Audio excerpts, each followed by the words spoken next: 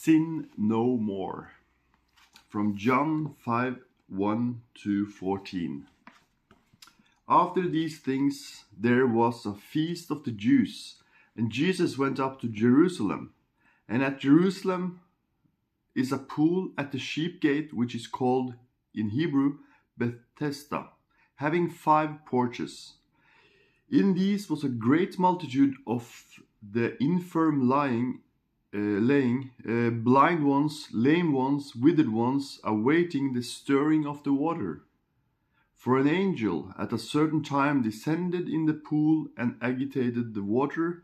Then the one first entering after the agitation of the water became well, whatever disease he was held by. But a certain man was there, being in infirmity 30 years old.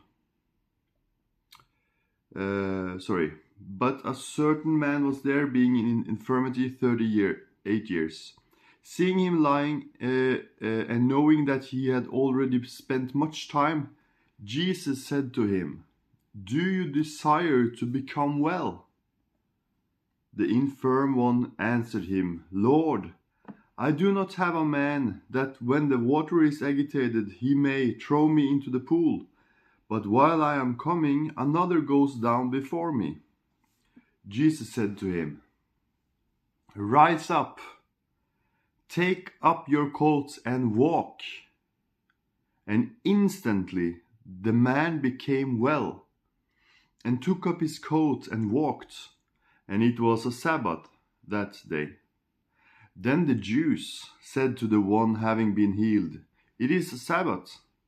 It is not lawful for you to lift up the coat." He answered them, "The one making me well, the one said to me, 'Lift up your cot and walk.'" Then they asked him, "Who is the man who told you, 'Lift up your cot and walk'?" But he did not know the one who cured him, for a crowd being in that place, Jesus had withdrawn. After these things, Jesus found him in the temple and said, "Behold, you have become well. Sin no more, that a worse thing not happen to you." And from John 8, verse 3-11. And the scribes and the Pharisees brought to him a woman having been taken in adultery. And standing her in the middle, they said to him, "Teacher, this woman was taken in the very act, committing adultery. And in the law, Moses commanded that such should be stoned. You then, what do you say?" But they said this, tempting him, that they may have reason to accuse him. But bending down, Jesus wrote with the finger in the earth, not appearing to hear. But as they continued questioning him, bending back up, he said to them, "The one among you without sin, let him cast the first stone at her." And bending down again, he wrote in the earth. But hearing and being convicted by the conscience, they went out one by one, beginning from the older ones until the last. And Jesus was left alone, and the woman standing in the middle. And Jesus, bending back up, and having seen no one but the woman, he said to her, "Woman, where are the accusers of you? Did not one give you judgment against you?" And she said, "No one, Lord." And Jesus said to her, "Neither do I judge you. Go and sin no more. My little children, I write these things to you so that you do not sin." From 1 John 2:1. "My little children, I write these things to you so that you do not sin. And if anyone sins, we have an advocate with the Father, Jesus Anointed, the righteous." We will look closer into this under the teaching of suffering in the flesh.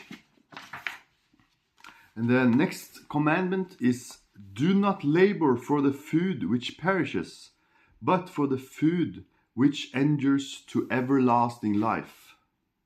From John 6:22 to, we'll read until 69.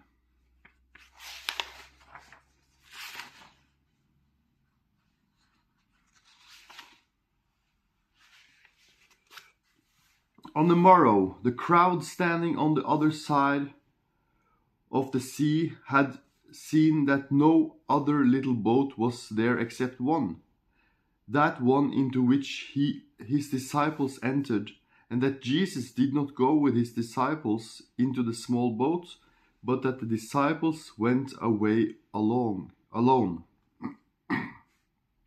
But other small boats came from Tiberias, near the place where they ate the loaves, the Lord giving thanks. Therefore, when the crowd saw that Jesus was not there, nor his disciples, they themselves also entered into the boats and came to Capernaum, seeking Jesus. And finding him across the sea, they said to him, Rabbi, when did you come here? Jesus answered them and said, Truly, truly, I say to you, you seek me not because you saw miraculous signs, but because you ate of the loaves and were satisfied. Do not labor for the food which perishes, but for the food which endures to everlasting life, which the Son of Man will give to you, for God the Father sealed this one. Then they said to him, What may we do that we may work the works of God? Jesus answered and said to them, This is the work of God, that you believe into him whom that one sent. Then they said to him, Then what miraculous sign do you do that we may see and may believe you? What do you work? Our fathers ate the manna in the wilderness, as it is written, I gave them bread out of heaven to eat. Then Jesus said to them, Truly, truly, I say to you, Moses has not given you the bread out of heaven, but my Father gives you the true bread out of heaven. For the bread of God is he coming down out of heaven and giving life to the world. Then they said to him, Lord, always give us this bread. Jesus said to them, I am the bread of life. The one coming to me will not hunger, and the one believing into me will not thirst, never. But I said to you that you also have seen me and did not believe.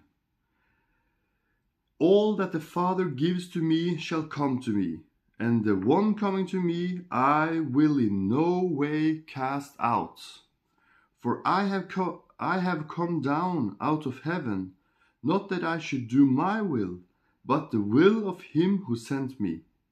And this is the will of the Father sending me, that of all that he has given me, I shall not lose any of it, but shall raise it up in the last day. And this is the will of the one sending me, that everyone seeing the Son and believing into him should have everlasting life. And I will raise him up at the last day. Then the Jews murmured about him because he said, I am the bread coming down out of heaven. And they said, Is this not Jesus the son of Joseph, of whom we know the father and the mother? How does this one now say, I have come down out of heaven? Then Jesus answered and said to them, Do not murmur with one another. No one is able to come to me unless the Father who sent me draws him, and I will raise him up in the last day. It has been written in the prophets, They shall all be taught of God. So then everyone who hears and learns from the Father comes to me. Not that anyone has seen the Father, except the one being from God. He has seen the Father. Truly, truly, I say to you, the one believing into me has everlasting life. I am the bread of life. Your fathers ate the manna in the wilderness and died. This is the bread coming down out of heaven, that anyone may eat of it and not die. I am the living bread that came down from heaven. If anyone eats of this bread, he will live forever. And indeed, the bread which I will give is my flesh, which I will give for the life of the world. Then the Jews argued with one another, saying, How can this one give us his flesh to eat? Then Jesus said to them, Truly, truly, I say to you, except you eat the flesh of the Son of Man and drink his blood, you do not have life in yourselves. The one partaking of my flesh and drinking of my blood has everlasting life, and I will raise him up at the last day. For my flesh is truly food, and my blood is truly drink. The one partaking of my flesh and drinking of my blood abides in me, and I in him, even as the living Father sent me, and I live through the Father. Also the one partaking me, even that one will live through me. This is the bread which came down out of heaven, not as your fathers ate the manna and died. The one partaking of this bread will live forever. He said these things, teaching in a synagogue in Capernaum. Then many of his disciples, having heard, they said, This word is hard. Who is able to hear it? But knowing in himself that his disciples were murmuring about this, Jesus said to them, Does this offend you? Then what if you see the Son of Man going up where he was at first? It is the Spirit that gives life. The flesh does not profit nothing. The words which I speak to you are spirit and are life. But there are some of you who are not believing, for Jesus knew from the beginning who they were, the ones not believing, and who was the one betraying him. And he said, Because of this, I have told you that no one is able to come to me except it is given to him from my Father. From this time, many of his disciples went away into the things behind, and no longer walked with him. Therefore, Jesus said to the 12, Do you also wish to go? Then Simon Peter answered him, Lord, to whom shall we go?